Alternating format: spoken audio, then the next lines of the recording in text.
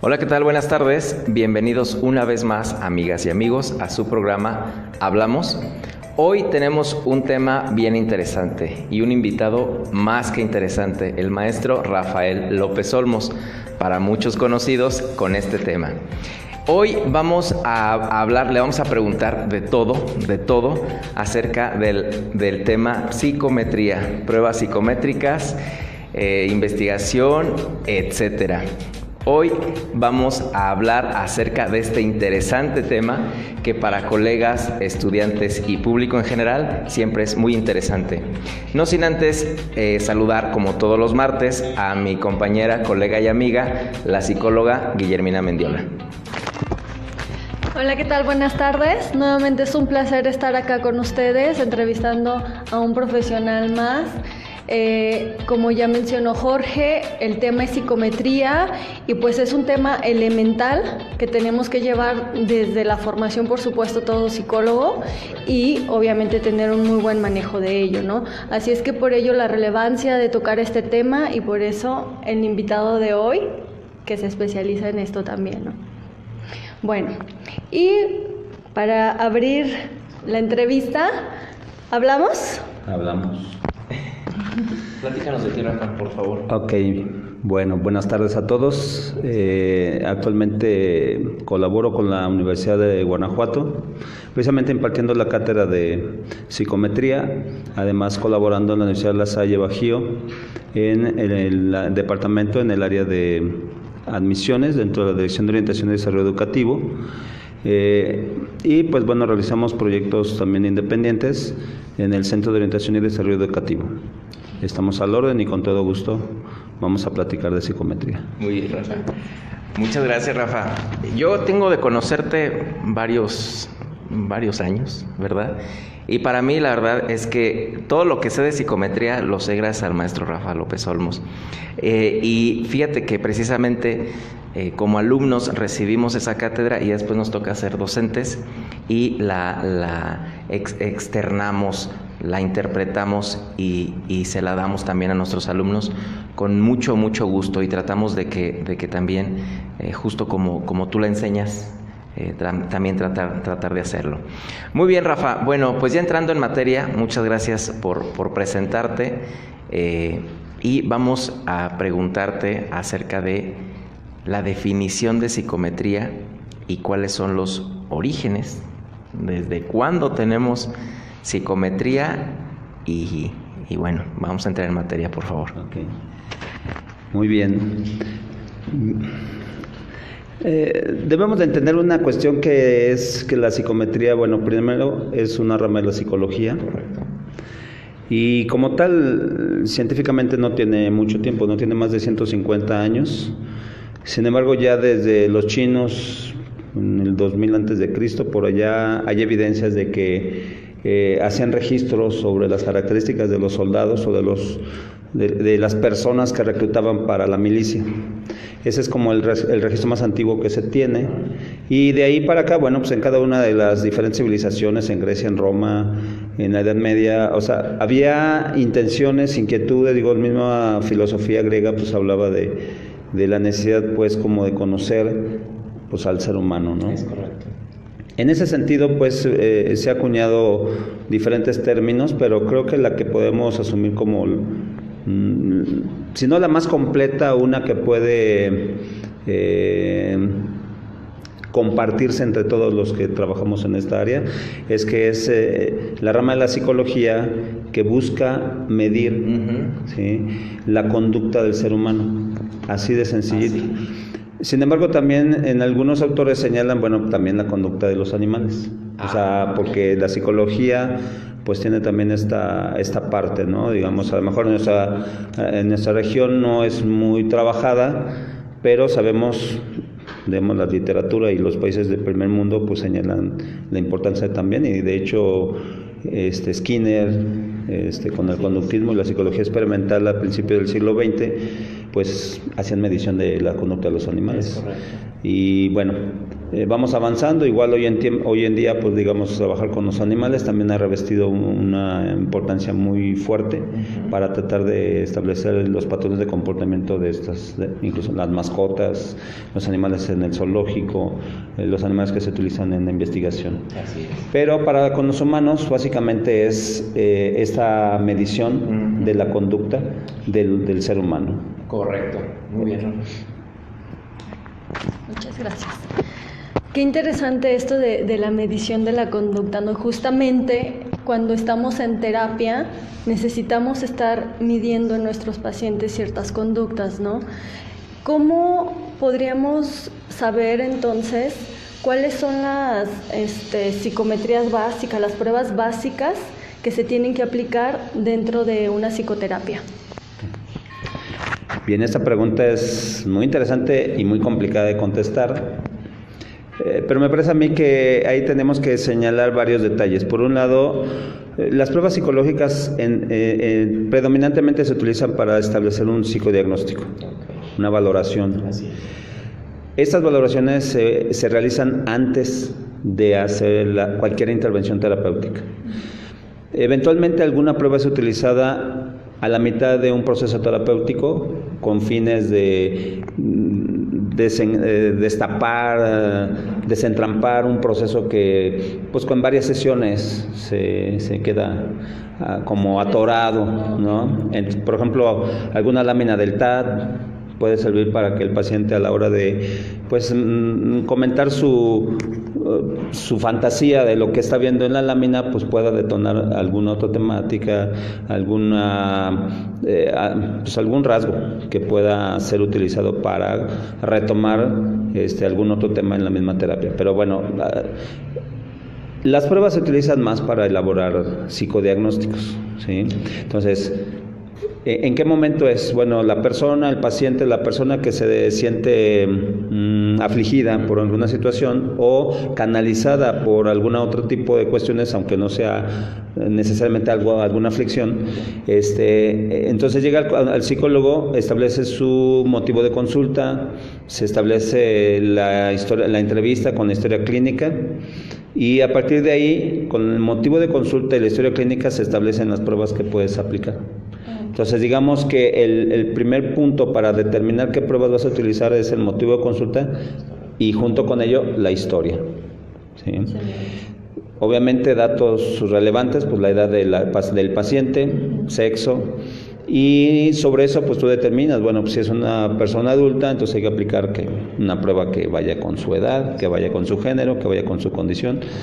Y después tienes que establecer el rasgo que estás evaluando, en el sentido de que si el motivo de consulta es, digamos, una depresión o es una cuestión de ansiedad, entonces, bueno, en función de eso tú buscas en tu acervo de pruebas alguna que te ayude a evaluar ese rasgo. Y entonces, después de esta valoración es cuando viene entonces incluso muchas de las sugerencias o el marcar por dónde tendría que ir la terapia. O sea, las pruebas psicológicas y el psicodiagnóstico te van llevando para poder establecer, mira, esta persona tiene un problema así, tiene un problema así, entonces puedes trabajar alguna terapia en particular. ¿Sí? Obviamente no solamente las pruebas, hablar de un psicodiagnóstico es hablar de pruebas, es hablar de la entrevista, es hablar de la sesión del motivo de consulta. Entonces todos estos componentes te llevan a construir el psicodiagnóstico. Entonces con eso llevas a establecer qué es lo que se sugiere para ayudar a la persona para que restablezca su situación, ¿no? Rafa, ahorita hablaste de una lámina del TAT. Cuando estamos estudiando, todo el mundo escuchamos DFH, HTP, TAT, CAT, y todos cuando escuchamos en psicometría 1, bueno, ¿qué es eso? No logramos descifrar. Ya entre el lenguaje psicológico, ya que te hablen de un Macover, Goodenough, Kopitz, tú dices, sí. Pero cuando uno es estudiante dices, me están hablando en chino.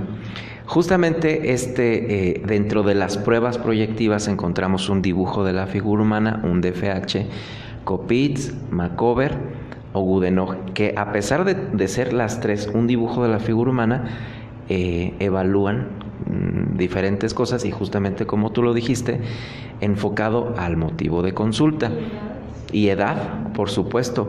Un CAT enfocado para niños y un TAT enfocado para, ¿qué será?, adolescentes y adultos. Y esta parte es bien interesante. Hablamos y Guillermina nos preguntó lo que se debería aplicar en terapia. Pero en una investigación, Rafa, cuéntanos cuál es la confiabilidad, la validez de las pruebas psicométricas que en cierto sentido se hacen masivas. O sea, en una investigación por lo menos estas, que serán 200, 400 sujetos para poder dar esta confiabilidad y validez. Cuéntanos y más o menos explícanos la diferencia entre lo que es lo terapéutico individual y en una investigación que se hace masivo también, por favor. Bien, esta parte es muy interesante porque en la investigación, tienes otro motivo de aplicación. Ahí más bien el referente es tu motivo, vamos a decirlo así, en analogía, el motivo de consulta es tu marco de referencia y el objetivo de tu investigación. O sea, vas a hacer un estudio en mujeres, digamos que voluntariamente, ¿cuál es el impacto de un aborto en su personalidad? Entonces, bueno, es el marco de referencia de donde estás trabajando, pues te va a llevar a decir, bueno, ¿qué prueba te convendría aplicar? Sí, entonces ese sería tu motivo de consulta, por llamarlo de alguna manera, para ubicar en analogía con la otra parte de un individuo. Ahora, es muy importante que en lo individual como en lo colectivo, cada prueba tiene su estructura y la forma en que tiene que aplicarse. La tarea del psicólogo en individual y en investigación o en colectivo, aunque no sea una investigación, tiene que cuidar mucho esa parte de cómo aplicarlo. Muy bien. Porque eso va a permitir que todos los sujetos contesten bajo el mismo referente, la misma instrucción. Así es. Y entonces puedan mostrar la misma conducta unos y otros, y sobre eso entonces poder mostrar la conducta que necesita mostrarse. ¿Sí? Vamos a decirlo así, la instrucción del aplicador en colectivo o en individual se vuelve, como dijeran los conductistas, da estímulo-respuesta. Entonces, la instrucción de la prueba es el estímulo. Pero entonces el estímulo tiene que entenderse de igual manera para todos los sujetos, para que entonces a la hora que contesten están pensando en lo mismo. Correcto. ¿Sí? Y que no haya sesgo. Así es. Sí, el hecho de que tú puedas mantener la instrucción uniforme para todos los sujetos se va a permitir que la confiabilidad pueda elevarse al máximo. ¿Sí? En el momento que un aplicador altere la instrucción, altere el ambiente, altere cualquier circunstancia, entonces con respecto a otro compañero aplicador, pues está restándole la confiabilidad, porque el supuesto es que tanto este grupo como aquel grupo los vamos a unir para calificar, para analizar, entonces ahí ya es muy complicado. De ahí viene que el rigor en muchos lugares pues se pretende que tengamos como psicólogos una actitud rigurosa pues para poder aplicarlos. Si vamos a hacer varios, pues tenemos que ponernos muy bien de acuerdo cómo tiene que ser el procedimiento, tenemos que establecer una logística. Tenemos que establecer que tenemos que preparar material, no es vamos a aplicarlo y pues vamos a sacar el material y todo desordenado, o el tuyo sí está ordenado, el mío no, o las hojas de respuesta no se ven, o el lápiz no tiene punta, en fin, detalles como esos, ¿no? Maestro Rafael, Jorge, mi compañero. Maestro Rafa, desde su experiencia entonces, dentro de la materia de psicometría, ¿cómo o qué podemos y debemos aprender como alumnos para saber cómo utilizar claramente todos estos instrumentos de medición que tenemos y no cometer precisamente estos sesgos que está mencionando, ¿no? Y perder la validez en nuestras pruebas? Okay. Bueno, los invitaré al curso, sí, ¿verdad? Adelante, nuevamente. Adelante. Pero creo que en resumen podríamos señalar que para poder aprender a manejar las pruebas, Por un lado, tienes que ser muy consciente de cuáles son las variables que son fuente de error, precisamente de este sesgo, que son 5, ¿sí? Que tiene que cuidar que el sujeto que va a contestar o los sujetos que van a contestar estén en las condiciones óptimas para contestar. Es decir, vienes a contestar, vas a participar aquí, a ver, todos tranquilos, ¿no? Todos que todos estén en esas condiciones, que no haya alguien que diga, híjole, pero nomás tengo 15 minutos, así es que apúrenle, y entonces pues ya está ansioso, ya está, o otra persona que simplemente pues ni le informaron de qué se trataba la aplicación y pues todo desubicado, en fin. Entonces, todas las personas esa es una fuente de error, que las personas que van a contestar estén, ubicadas en el mismo plano, ¿sí? Una segunda fuente de error que se le conoce sería el aplicador. O sea, los aplicadores, si son un grupo para una aplicación colectiva, tienen que mantener uniformidad en la instrucción, uniformidad en el discurso, uniformidad en esas palabras que van fuera de la misma instrucción. Un buenas tardes, ¿sí? Les agradecemos, alguna pregunta, todo eso tiene que ir uniforme, no que sea una situación robótica, ¿verdad? Como clones, sino simplemente todos nos ponemos de acuerdo, a ver, tenemos que decir esto y esto, con mucha claridad esa parte de la uniformidad. Un tercer elemento es el ambiente, de igual manera, pues que todos contesten en un lugar lo más similar que se pueda.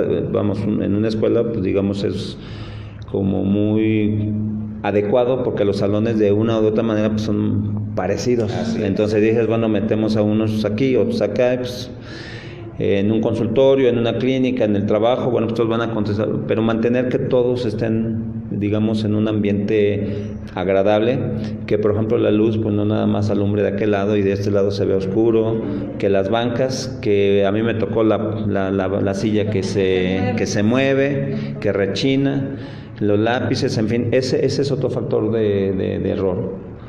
Un cuarto elemento es el instrumento en sí. ¿En qué sentido? La pregunta como tal no la entiendo, o sea, no entiendo realmente cómo me dice, pero bueno, entonces a mí me genera una idea y al compañero le degenera otra, y no es la intención. Entonces, bueno, los instrumentos padecen también de esa situación. Y un quinto, pues el calificador, el que califica, que califique como debe calificar, adecuadamente. Y eso lo vemos, entre los compañeros, o vamos uno mismo, dice, chin, me equivoqué aquí en la plantilla, porque además estoy calificando con la versión anterior, tengo el cuestionario revisado y la plantilla que no es revisada, en fin. Entonces, a la hora de calificar también es muy importante. Entonces, para poder manejar bien tienes que tener controlado esos 5, por un lado. Por otro es, el momento de la aplicación es el momento crucial de todo tu manejo de la prueba. ¿Por qué? Porque es el momento que recabas ese rasgo de psicológica, ¿no? del sujeto. Entonces, yo siempre pongo en la clase el ejemplo de cuando vas al laboratorio y te van a sacar sangre. O sea, nada más imagínate que no te ponen la liga, que no te dan la cachetita y la palmadita para que salte la vena, o sea, lo que te puede generar. Entonces, es el momento crucial, así, es en el que te tienes que basar. Ok, el otro es la calificada, porque ya dijimos, la calificación es también parte de estas fuentes de error. Ok, esos dos. Por otro lado, para poder la interpretación, porque no nomás es lo aplico, lo califico y ahí está, la interpretación. ¿Sí? Y en la interpretación es aprender que las pruebas tienen un soporte estadístico. No es un estadístico sofisticado, yo diría que no es sofisticado. Obviamente entiendo que algunos colegas, el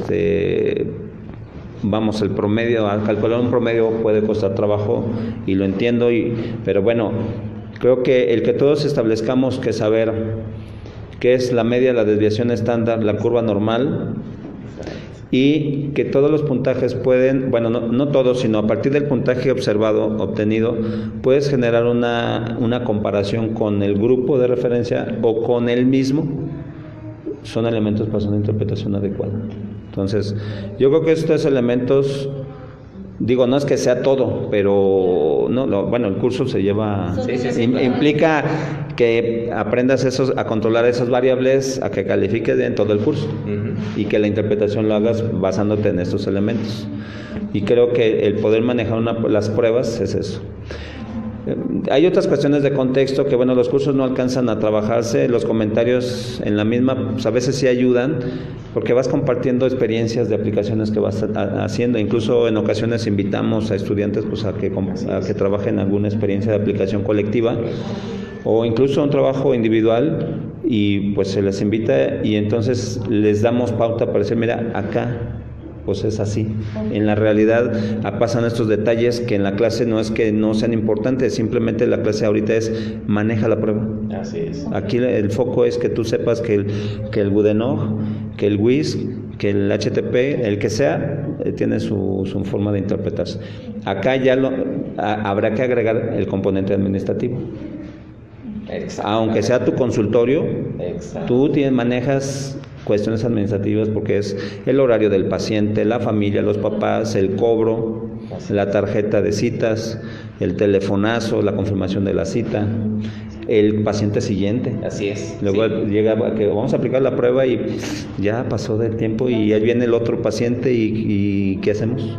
Suspendemos. ¿Sí me explico? Entonces, esa parte administrativa la agregaría posterior a lo que es, digamos, una clase, pues, pero te digo, vamos tratando de compartir también con las experiencias que vamos teniendo.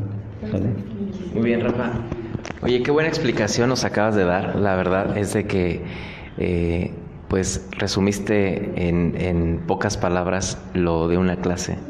Y es cierto, no solamente es decir, yo aplico la prueba psicométrica, sino tiene que ver con muchas variables, incluso esta última que dijiste, la administración de tiempo, que el paciente venga sin alguna alteración de sueño, que el paciente venga, pues como dicen, que venga bien comido, bien descansado, que sea puntual, exactamente.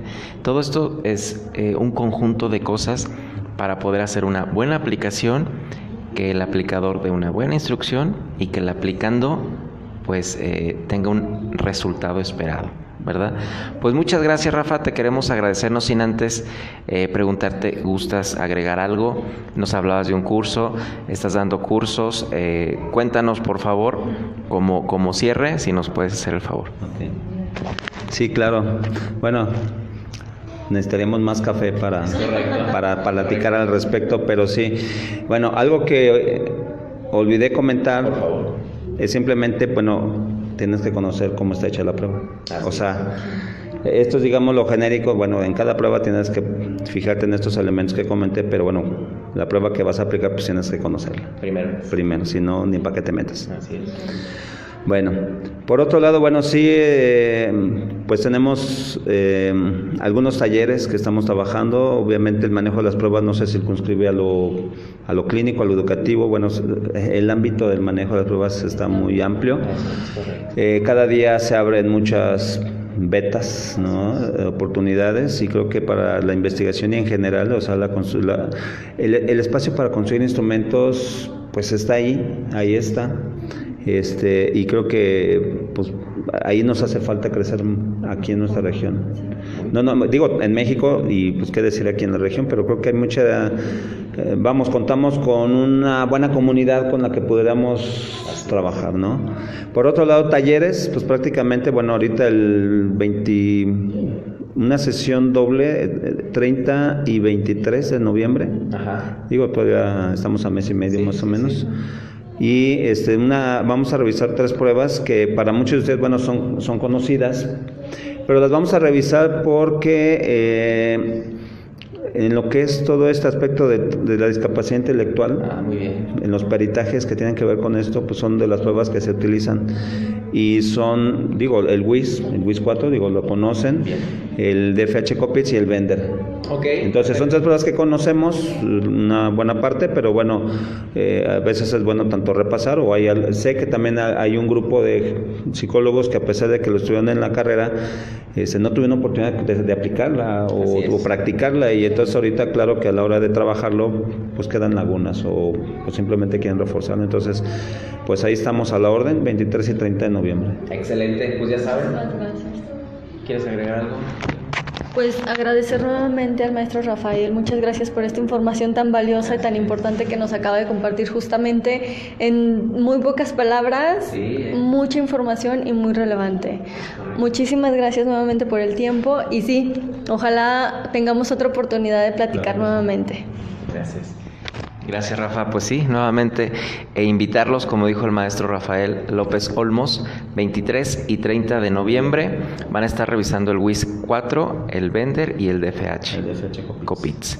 Correcto, muchas gracias, amigas y amigos, un martes más. La verdad es que se nos pasa el tiempo muy rápido, es muy amena siempre las pláticas y hoy también vimos a Rafa muy interesante también la plática. Muchas gracias por aceptar nuestra invitación. El próximo martes vamos a estar entrevistando al doctor Alberto Barradas con un tema bien interesante, un tema de neurociencias, ¿sí? Entonces los esperamos próximo martes, 5:30 de la tarde.